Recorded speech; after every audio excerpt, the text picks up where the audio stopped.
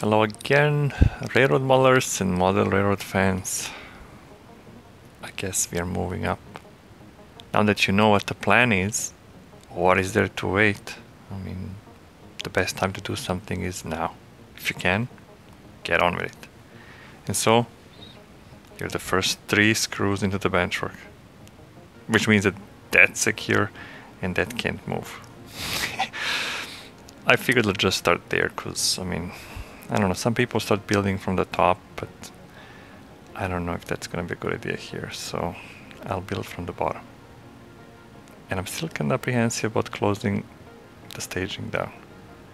Not really closing it, but covering it. And you know how you feel like when you've done things, but you're not sure is it all done or there is this little bit that's missing. And tested all the tracks, tested all the turnouts, but you know. Anyways, the purpose of this exercise here is to get all this benchwork connected. Right now it's not. I have these plates that I've cut, just plywood that's gonna go underneath here, and I have 2 more over there, and then this whole section is gonna be ready for track laying. I gotta put like some kind of a curved corner here, and I have one down there, but I think I need to kind of shorten it just so that it doesn't stick out too much. There's still a lot of stuff underneath here, but I guess it can stay. What I'm planning to do is, as I lay track, I'm going to drill holes for all the tortoise motors now. And I was debating that for a long time. Should I go and put the tortoise motor on every single turnout or not? And I have 90 on this layout, which is a lot of turnouts. I have there maybe 30, 40 tortoise motors. I've used a lot in the staging, and so I have another 40 left.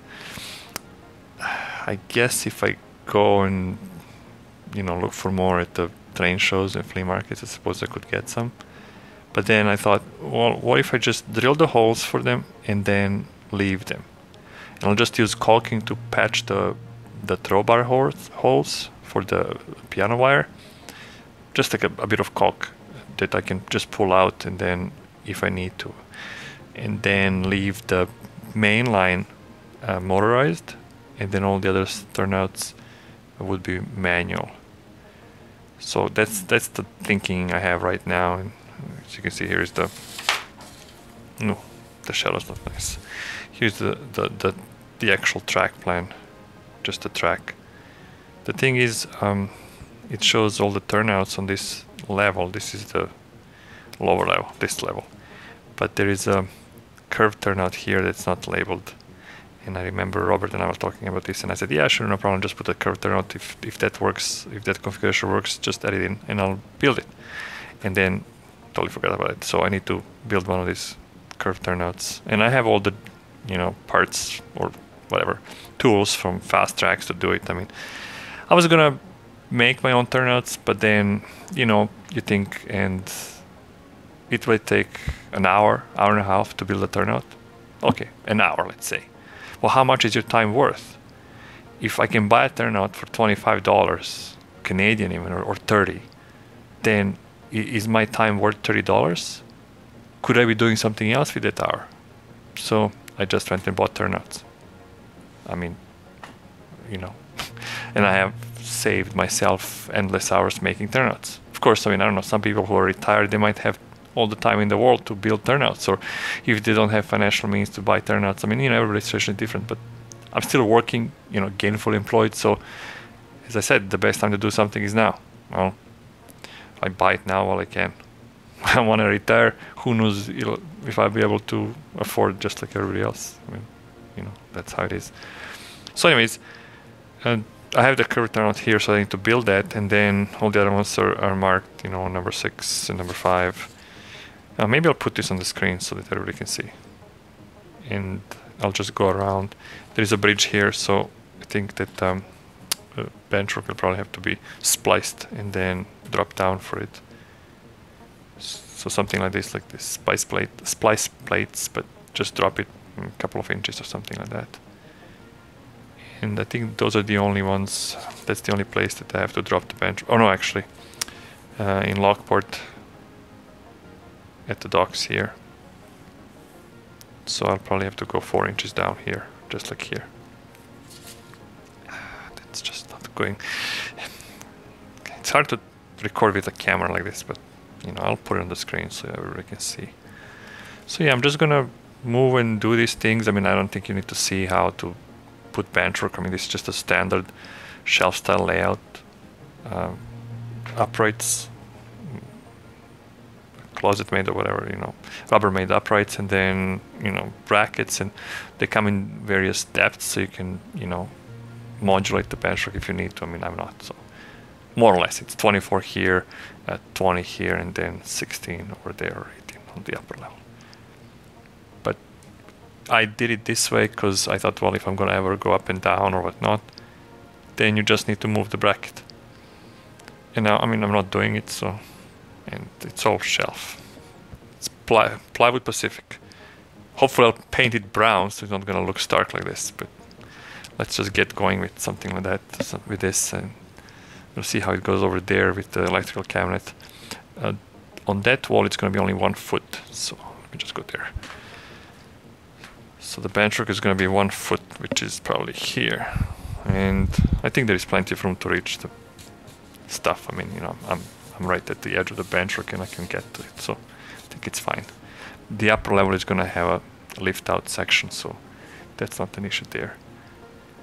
Here, this is where that bridge is gonna be on the lower level, and then just around the corner and the other way. So I'll get going with this, and then I'll update as I make progress. Stay tuned for more. Here we are in the interim video, I guess, or one of the interim segments. You can see, like, I didn't get much done. Today's the next day, I guess, or in this video. But I kind of spent hours just cutting benchwork and fiddling with fitting that piece there, and I'll show you what's happening here. So these surfaces are all tied with the splice plates. They're not connected to the brackets. And then I've decided to drop down 1 notch on the uprights, because when you stand here, I think it looks better this being a bit lower. Now this is 59 or something like that. It's armpit length for me. And then this ends up being, I guess, just below my belly button. Previously I had it higher, like that, but I couldn't drop this because of the swing gate, because that's already set. So I need a place to kind of come down, and it's going to end up being there. And I'll show you in the plan where that is. Oh, the light's not good here. Let me just find a spot where I can take this. So that's here that we are dropping down, and we are here. And so we're going to come down 1.25 inches, something like that.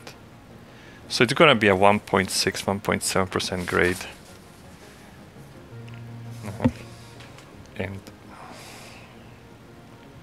And then there is the river. So here's the river with the bridge. So I've not done this before, and I've seen how other people do it, and I watched some videos from Jerry Leone, how he did his last shelf layout, Buena Vista 5, and he's done this similarly with different splice plate stuff, but I didn't want to add multiple thicknesses of plywood and stuff, so I've cut the sides, and then I traced this piece that goes underneath it, and I'm going to be 4 inches below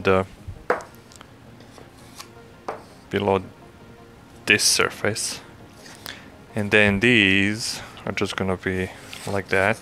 It's gonna look like a drawer. Let me just position all this so you can see what it looks like. There it is. So I'll screw and glue these first, and then I'll fit them in here, and then I'll screw them along the perimeter or the border, whatever, the edge, and that should do. I mean, you know, we're not building a house here, so it doesn't need 2x4s. That's my thinking. And then I have a splice plate there, and we're gonna have a splice plate there, and you can see how crappy plywood is because it's, you know, bent, warped and stuff. This piece somehow ended up not being 20 inches deep. It was 19 and something 3/4, and I'm not sure. Like you can see, like, or 19. Oops, 19 and I don't know 7/8 or whatever. In any case, a piece of wood fell down. Train's still there. Not a good idea to do this, and you know, I should learn from my own advice. I'm gonna move the train out of the way and move all the other stuff out of the way because I don't need benchwork falling on trains. This is about trains, not wood. Wood's gonna survive.